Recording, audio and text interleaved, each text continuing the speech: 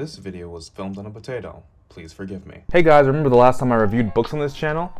Pepperidge Farm remembers. So this is actually my first time ever reading something from Brandon Sanderson, which I know sounds crazy because he's like the one, at least in like the top 5 greatest authors of all time, or at the very least our time. But I mean, like, he has like a lot of books though. Have you ever heard of the Cosmere? It's essentially like the MCU, but it's not stale yet. The Cosmere is essentially the entire universe that most of his books take place in.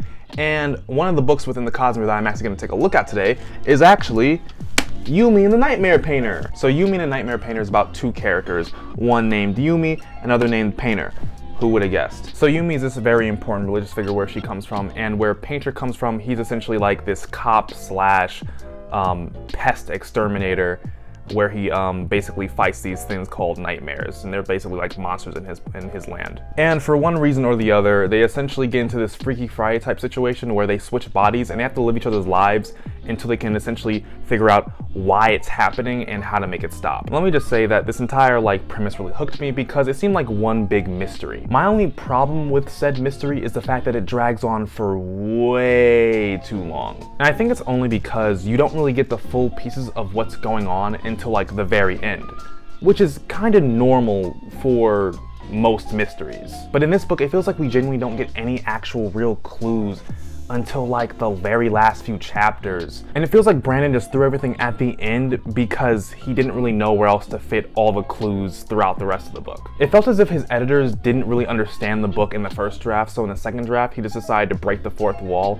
and just tell us like literally everything to try and make the book make sense in the end. And in the third act, it kind of makes the book feel more like a history textbook rather than a sci-fi fantasy adventure. That being said, I do actually think that the entire journey of how we got to this point was highly entertaining. And that's partly because of the colorful cast of characters. You see, first we have Yumi, who's this yokai hyo. I'm not exactly sure how to pronounce it. I just put the word up just so, you know, you could tell me if I'm pronouncing it wrong. And her entire job is to just basically just stack these rocks and stones in a very artistic manner in order to summon these spirits who are attracted to said art. And when she summons them, that's when they essentially just give people gifts. Like, so if someone comes to her and asks her for like a light, then like the spirit will just make a light bulb for them in order for them to see for the rest of the winter or something. And since she's this super important religious figure, she essentially has like no time to herself, only time to her people. And it's something that she's done her entire life.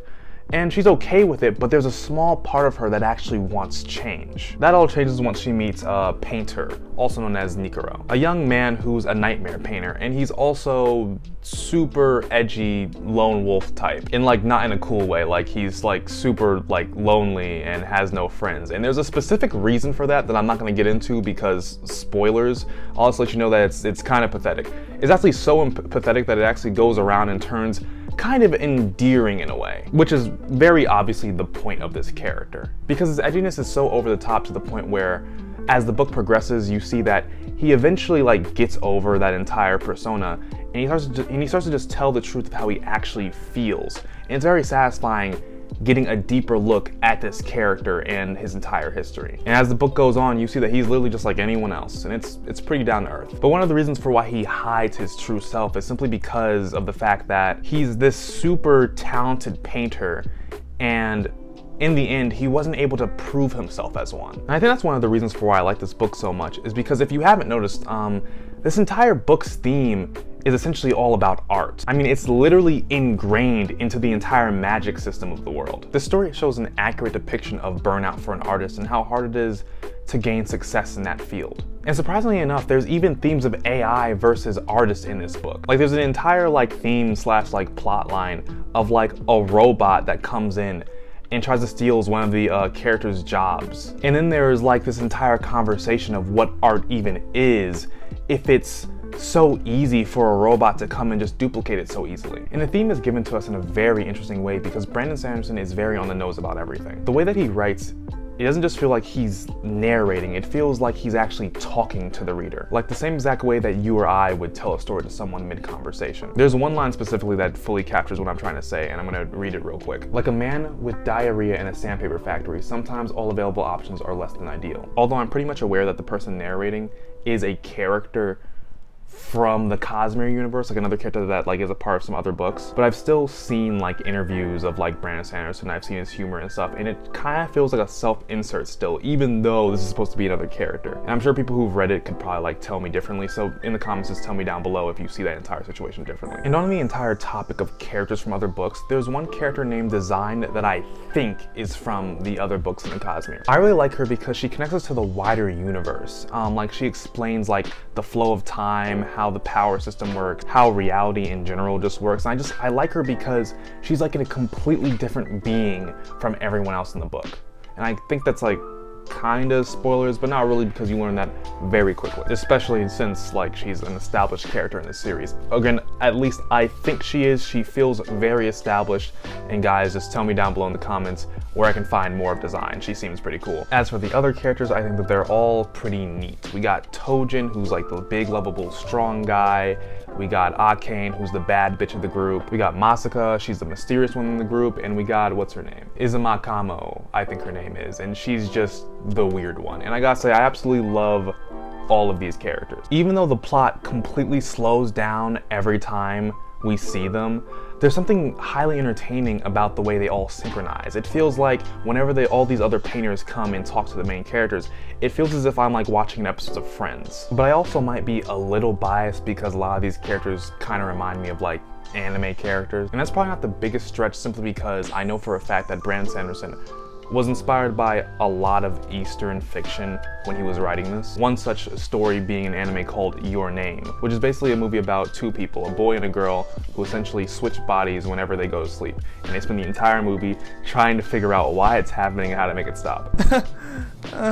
Deja vu. And that was also a love story just like this one. It's a very wonderful movie, by the way. I definitely recommend it, even if you like don't like romance. It's pretty cool. I cried my first time watching it. Another thing it was inspired by was Final Fantasy X.